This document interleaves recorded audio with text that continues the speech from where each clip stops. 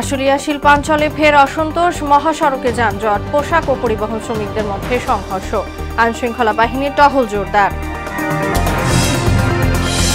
আশুলিয়ায় গুজব ছড়িয়ে সহিংসতা সৃষ্টির অভিযোগ সজীব ভুইয়ার, অস্থিরতার জন্য আওয়ামী লীগ দোসরদের দায়ী করলেন রেজভি। বিমানবন্দরে ৩ কিলোমিটার এলাকা নো হর্ন জোন ঘোষণা, শব্দ দূষণ বন্ধে সবাইকে সচেতন হওয়ার আহ্বান পরিবেশ উপদেষ্টার। এবং যত্রতত্র পড়ে থাকা আবর্জনার দুর্গন্ধে নাকাল ঢাকাবাসী, ছড়াচ্ছে রোগবালাই, লোকবল সংকটে সেবা দিতে হিমশিম কর্তৃপক্ষ।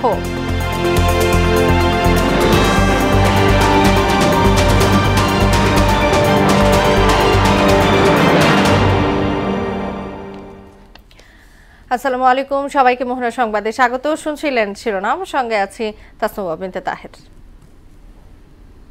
এবার বিস্তারিত। শ্রমিক অসন্তোষে আবারও অশান্ত হয়ে উঠেছে আশুলিয়া শিল্পাঞ্চল।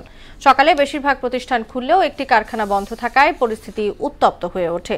বিক্ষুব্ধ শ্রমিকরা ঢাকা-টাঙ্গাইল মহাসড়ক অবরোধ করে দীর্ঘক্ষণ আটকে থাকার কারণে এক পর্যায়ে পরিবহন শ্রমিকেরা গার্মেন্টস শ্রমিকদের সাথে সংঘাতে জড়ায়। বিস্তারিত ডেস্ক রিপোর্টে। সাভারের আশুলিয়া শিল্পাঞ্চলে সোমবার বেশ কিছু কারখানা বন্ধ ঘোষণার পর থেকে দেখা দেয় শ্রমিক অসন্তোষ। মঙ্গলবার বার্টস গ্রুপের একটি কারখানা বন্ধ ঘোষণা করলে শ্রমিকরা আন্দোলনে নামে, অবরোধ করে ঢাকা-টাঙ্গাইল মহাসড়ক। এতে ভোগান্তিতে পড়ে হাজারো মানুষ। কর্মচারী আছে, তাদের গত 22 সাল থেকে 4 মাসের বেতন বাকি আছে। মালিক পক্ষ থেকে আমাদের যে দেনা পাওনা আছে এটা পরিশোধ করবে, 1 মাসের বেতন ভাতা সব দিয়ে দেবে, অগ্রিম যেটা আগের যে পাওনা দেওয়া আছে ওইগুলাও দিবে, কিন্তু সেই ক্ষেত্রে তারা আমাদের 1 মাসের বেতনটাই দিছে। আজকে 30 তারিখ দেওয়ার ডেট, সেই ক্ষেত্রে আমরা সবাই একসাথে হয়ে রাস্তায় নেমেছি। এদিকে বাইপাইল এলাকার শ্রমিকরা টানা 24 ঘন্টা অবরোধ করে বিক্ষোভ করায় নবীনগর চন্দ্রা সড়কে তীব্র যানজট সৃষ্টি হয়। এতে স্থবির হয়ে পড়ে ঢাকা আরিচা, নবীনগর চন্দ্রা ও বাইপাইল আবদুল্লাপুর মহাসড়ক। দীর্ঘক্ষণ আটকে থাকার এক পর্যায়ে পোশাক শ্রমিকদের সাথে সংঘাতে জড়ায় পরিবহন শ্রমিকরা। শ্রমিকদের বুঝিয়ে শুনিয়ে সড়ক থেকে সরিয়ে দেওয়ার চেষ্টা হলেও কাজে আসেনি বলে জানান আশুলিয়া থানার পরিদর্শক। আমরা মালিক কর্তৃপক্ষ এবং ওই গার্মেন্টস শ্রমিকদের সাথে কথা বলতেছি, যে কোনো সময় এই যানজট যেটা যারা রাস্তা ব্যারিকেডে বসে আছে তাদের সাথে সমঝোতার মাধ্যমে তাদেরকে এই রাস্তা থেকে উদ্ধার করার জন্য পরিকল্পনা নিয়েছে এবং যৌথ বাহিনী এবং সেনাবাহিনী, পুলিশ সবাই একসাথে কাজ করতেছে। এদিকে আশুলিয়ায় 14টি ছাড়া সব তৈরি পোশাক কারখানাতেই পুরোদমে উৎপাদন চলছে। যে কোনো অপ্রীতিকর ঘটনা এড়াতে সেনাবাহিনী, র্যাব ও পুলিশ সদস্যরা টহল দিচ্ছে। আফরিন পপি, মোহনা সংবাদ। আশুলিয়ায় গুজব ছড়িয়ে সহিংসতা সৃষ্টি করা হয়েছে বলে অভিযোগ করেছেন শ্রম ও কর্মসংস্থান উপদেষ্টা আসিফ মাহমুদ সজীব ভুইয়া। যেসব মালিক বেতন না দিয়ে শ্রমিক অসন্তোষ সৃষ্টি করেছেন তাদের আইনের আওতায় আনা হবে বলেও জানান তিনি। এদিকে দুর্গাপূজা ঘিরে কঠোর আইন শৃঙ্খলা বাহিনী অবস্থানে থাকবে বলে জানিয়েছেন স্বরাষ্ট্র উপদেষ্টা অবসরপ্রাপ্ত লেফটেন্যান্ট জেনারেল মোহাম্মদ জাহাঙ্গীর আলম চৌধুরী। সচিবালয়ে আইন শৃঙ্খলা সংক্রান্ত উপদেষ্টা পরিষদের বৈঠক শেষে এসব কথা বলেন তারা। শামীউজ্জামান চৌধুরীর রিপোর্ট। বকেয়া বেতন ও পোশাক কারখানা খুলে দেওয়ার দাবিতে সোমবার আশুলিয়ায় আইন শৃঙ্খলা রক্ষা বাহিনীর সঙ্গে সংঘর্ষে কাউসার নামে এক শ্রমিক নিহত এবং অন্তত 30 শ্রমিক আহত হয়। দেশে চলমান বিভিন্ন বিষয় নিয়ে সচিবালয়ে অন্তর্বর্তী সরকারের আইন শৃঙ্খলা সংক্রান্ত উপদেষ্টা পরিষদ কমিটির দ্বিতীয় সভা অনুষ্ঠিত হয়। বৈঠক শেষে স্বরাষ্ট্র উপদেষ্টা বলেন, এবারে দুর্গাপূজা হবে সবচেয়ে নির্বিঘ্ন। পূজাটা যেন একেবারে নির্বিঘ্নে হতে পারে, এই জন্য আমাদের যত ধরনের পদক্ষেপ নেওয়া আমরা তা নিব এবং আমরা আশা করব এবারের পূজা যত পূজা হয়েছে ওর থেকে এইবারের পূজাই সবচেয়ে বেশি ভালো হবে। পুলিশের যেসব সদস্য এখনো যোগদান করেননি তাদের আইনের আওতায় আনার কথা জানান তিনি। যারা যোগদান করে নাই তাদের আইনের আওতায় আনতে হবে, তারা আমরা পুলিশ বলবো না, তারা আমাদের কাছে এখন ক্রিমিনাল হিসেবে গণ্য হবে। এক প্রশ্নের জবাবে শ্রম উপদেষ্টা আসিফ মাহমুদ বলেন, গুজবের কারণে সোমবার আশুলিয়ায় শ্রমিক আন্দোলনে বহিরাগতদের অনুপ্রবেশ ঘটে। গুজব ছড়ানো হয়েছিল কারখানাগুলোতে যে আইন শৃঙ্খলা বাহিনী একজনকে রেপ করেছে এবং 2 জনকে খুন করে ডেড বডি ফেলে রেখেছে, এই ধরনের একটা গুজব ছড়ানো হয়েছিল। সেই গুজবের ভিত্তিতে কারখানাগুলো থেকে শ্রমিকদেরকে নামিয়ে আনা হয়েছিল। প্রথম গুলিটা শ্রমিকদের ভেতরে থেকে দুষ্কৃতিকারীরা ছুড়েছিল এবং সেখান থেকেই মূলত গোলাগুলির সূত্রপাত হয় এবং সেখানে দুঃখজনকভাবে আমাদের একজন শ্রমিক নিহত হন। অনুপ্রবেশকারীদের চিহ্নিত করা হয়েছে উল্লেখ করে তাদের বিরুদ্ধে আইনি ব্যবস্থা নেওয়া হবে বলে জানান শ্রম উপদেষ্টা। শ্রমিকদের ভেতর অনুপ্রবেশ করে যারা গুলি করেছে তাদেরকে আইডেন্টিফাই করা হচ্ছে, কিছু আইডেন্টিফাই করা হয়েছে, তাদেরকে আমরা আইনের আওতায় নিয়ে আসব। শামীমুজ্জামান চৌধুরী, মোহনা সংবাদ, ঢাকা। স্বৈরাচারী আওয়ামী লীগ সরকারের সুবিধাভোগী কারখানা মালিকেরা পরিকল্পিতভাবে পোশাক শিল্পে অস্থিরতার সৃষ্টির চক্রান্ত করছে বলে অভিযোগ করেছেন বিএনপির সিনিয়র যুগ্ম মহাসচিব রুহুল কবির রিজভী। নয়াপল্টনে দলের কেন্দ্রীয় কার্যালয়ে এক অনুষ্ঠানে ছাত্র জনতার বিপ্লব ব্যর্থ করে দিতে পরিকল্পিতভাবে অস্থিরতা তৈরি করছে বলেও মন্তব্য করেন তিনি। রিজভী অভিযোগ করেন, শেখ হাসিনা ক্ষমতায় টিকে থাকতে 16 বছর ধরে গুম, খুন ও নিপীড়নের পথ বেছে নেয়। ইউনিয়ন পরিষদের চেয়ারম্যানদের বাতিল করা না হলে শহীদদের আত্মার সাথে বেইমানি করা হবে বলেও মন্তব্য করেন তিনি। যারা গার্মেন্টসের মালিক, যারা শেখ হাসিনার অত্যন্ত সুবিধাভোগী, তাদের গার্মেন্টসের লোকরা এসে অন্যান্য যেগুলো গার্মেন্টস আছে যারা নিরপেক্ষ অথবা বিএনপির সমর্থক গার্মেন্টস, সেইখানটায় তারা হামলা করছে। কে নজরুল ইসলাম, কে সালাম মুর্শিদি, এরা আওয়ামী লীগের সুবিধাভোগী নয়, আওয়ামী লীগের এমপি নয়। এদের গার্মেন্টস থেকে এসে অস্থিরতা তৈরি করছে যাতে ছাত্র জনতার এই বিপ্লব এটা যেন ব্যর্থ হয়। শব্দ দূষণ বন্ধে সবাইকে সচেতন হওয়ার আহ্বান জানিয়েছেন পরিবেশ, বন ও জলবায়ু পরিবর্তন মন্ত্রণালয়ের উপদেষ্টা সৈয়দা রিজওয়ানা হাসান। বিমানবন্দরে প্লাস্টিকের যথেচ্ছ ব্যবহার বন্ধে বিভিন্ন উদ্যোগকে সাধুবাদও জানান তিনি। হযরত শাহজালাল বিমানবন্দরের 2 পাশে 3 কিলোমিটার এলাকাকে নো হর্ন জোন ঘোষণা সংক্রান্ত অনুষ্ঠানে এসব কথা বলেন উপদেষ্টা। আরো জানাচ্ছেন তানজিম ভুঁইয়া।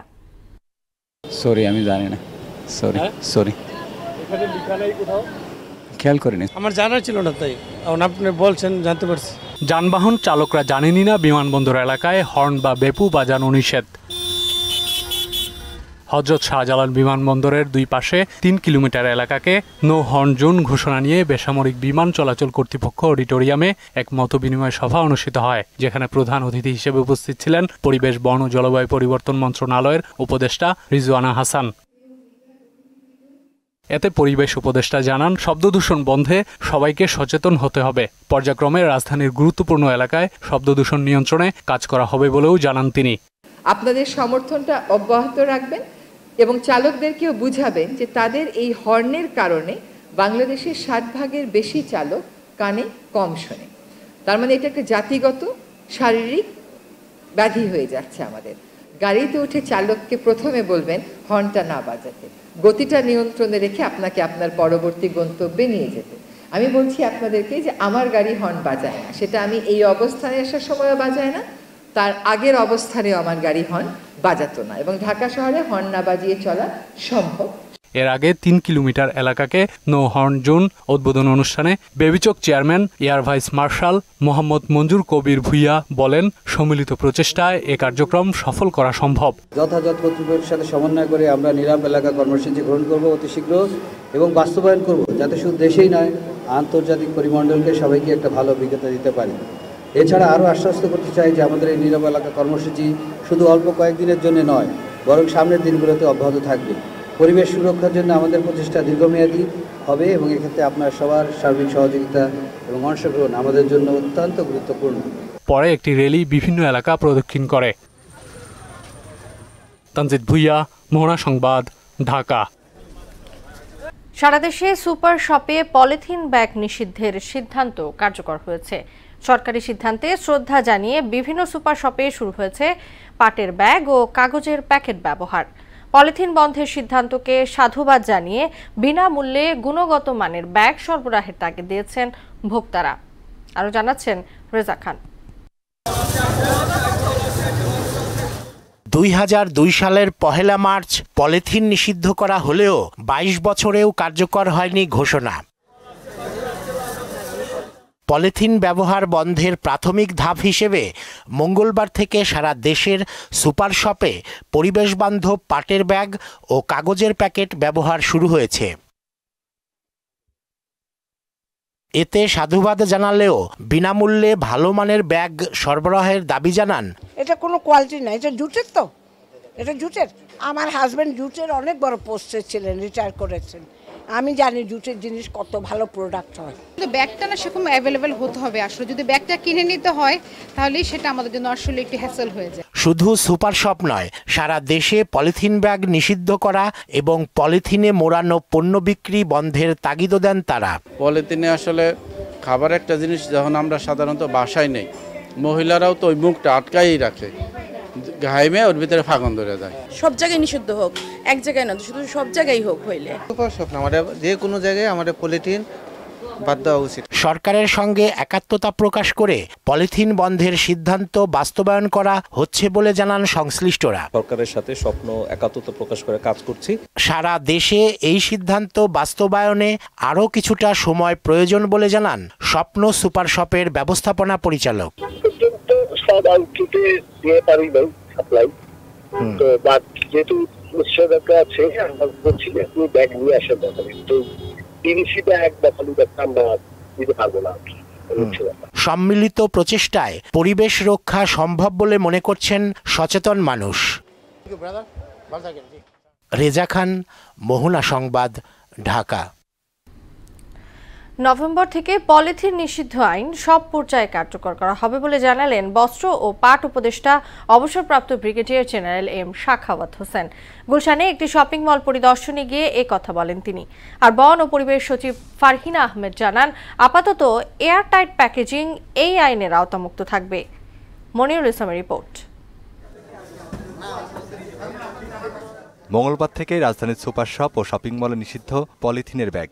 তাই এদিন সকাল থেকেই পাট ও কাগজের তৈরি ব্যাগে বাজার করতে বাধ্য ক্রেতারা। বিকল্প হিসেবে ব্যবহার করতে হবে পাটের ব্যাগ। এজন্য ক্রেতাদের গুনতে হবে 20 থেকে 30 টাকা। তবে এটি একাধিকবার ব্যবহার করা যাবে।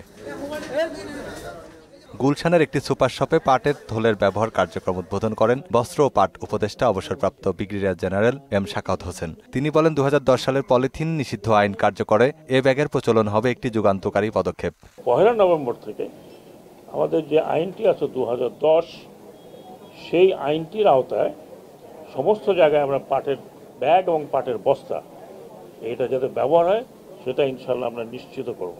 উদ্যোগ সফল হলে দেশে পাটের উৎপাদন বাড়বে এবং কৃষকরা লাভবান হবে বলে মন্তব্য করেন তিনি। 100% না হলেও আমাদের মার্কেট থেকে যদি আমরা পাটের ব্যবহারটা বাড়াতে পারি, তাহলে এখানে আমরা যে ইকোনমিক ডেভেলপমেন্টের কথা বলছি, সেই ইকোনমিক ডেভেলপমেন্ট শুধু যে যারা ম্যানুফ্যাকচার করছেন তাদেরই নয়, একদম প্রান্তিক অঞ্চলে যারা কৃষক আছেন তারা কিন্তু উপকৃত হবেন। এক প্রশ্নের জবাবে পরিবেশ সচিব ফারহিনা আহমেদ বলেন, আপাতত এয়ারটাইট প্যাকেজিং এ আইনের আওতামুক্ত।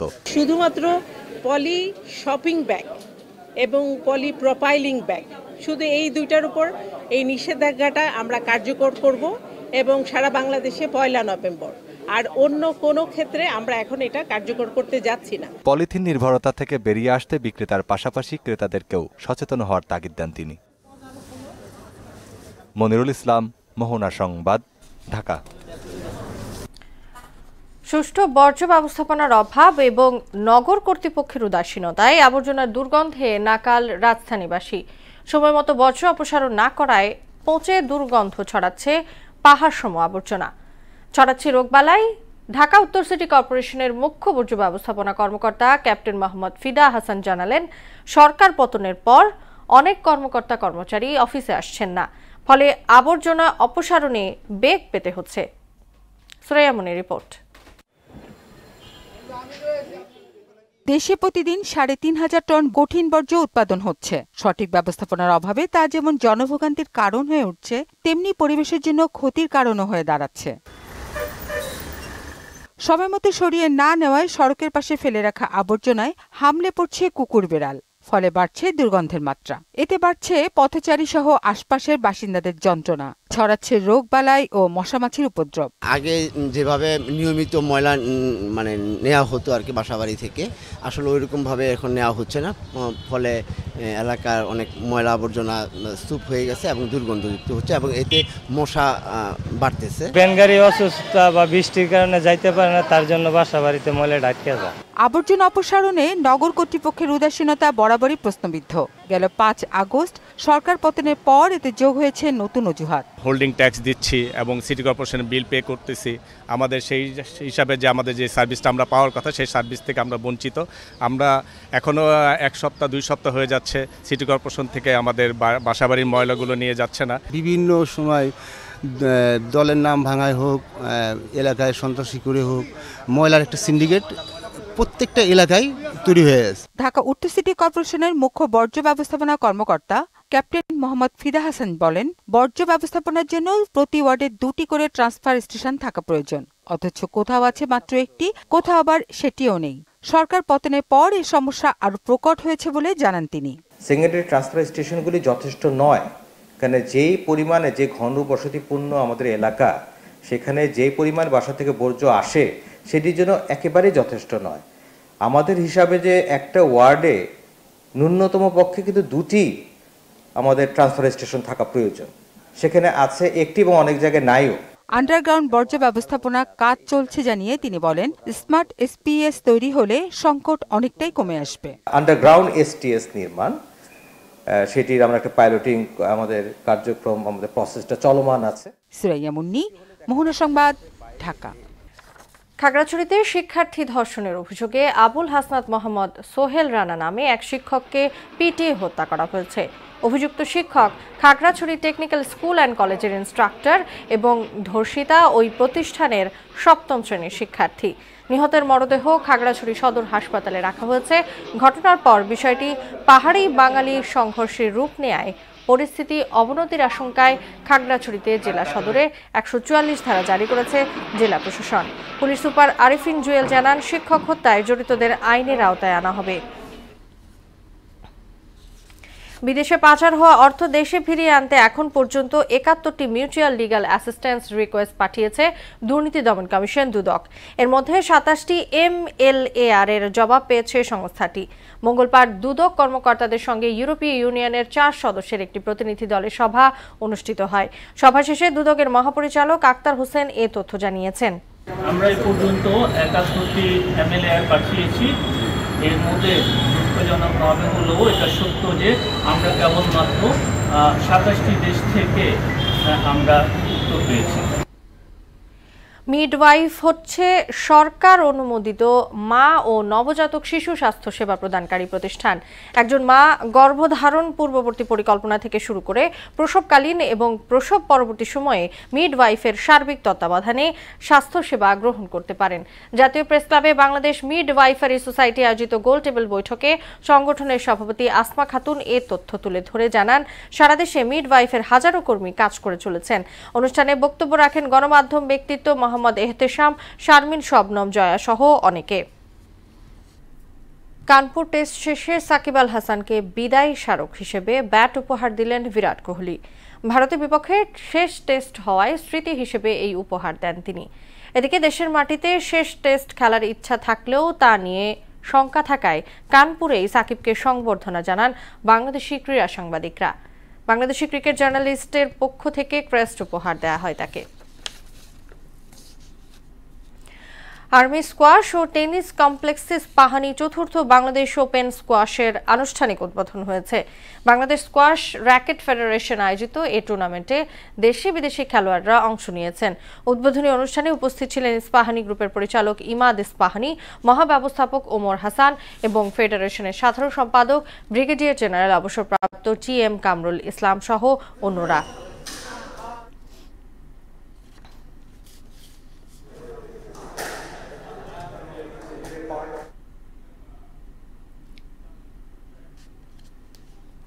শেষ করব মোহনা সংবাদ, যাবার আগে শিরোনামগুলো জানিয়ে দিচ্ছি।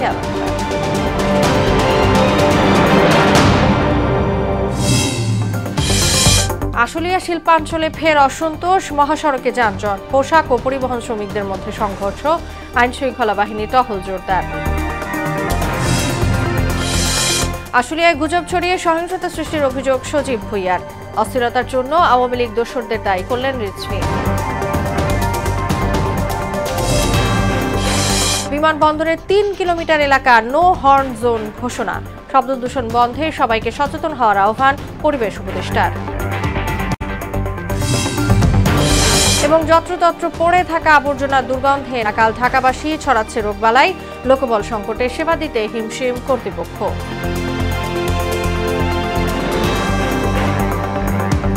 এই ছিল মোহনা সংবাদে। পরবর্তী সংবাদ রাত 12:30টায়। মোহনা সবশেষ খবর জানতে ভিজিট করুন www.mohana.tv। সংবাদ দেখতে পারেন ফেসবুক ও ইউটিউবেও। এতক্ষণ সঙ্গে থাকার জন্য সবাইকে ধন্যবাদ।